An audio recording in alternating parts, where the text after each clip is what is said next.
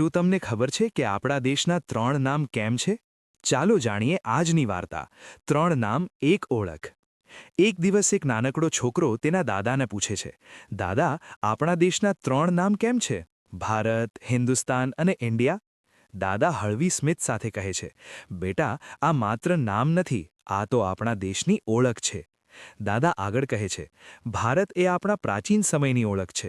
જ્યારે સંસ્કૃતિ, વેદો અને રાજા ભરતનો યુગ હતો, ત્યારે આપણો દેશ ભારત કહેવાતો. થોડું આગળ સમજાવે છે, પછી સમય બદલાયો અને પર્શિયન લોકો આવ્યા. તેમણે આ જમીનને હિન્દુસ્તાન કહ્યું, એટલે હિન્દુઓની ભૂમિ.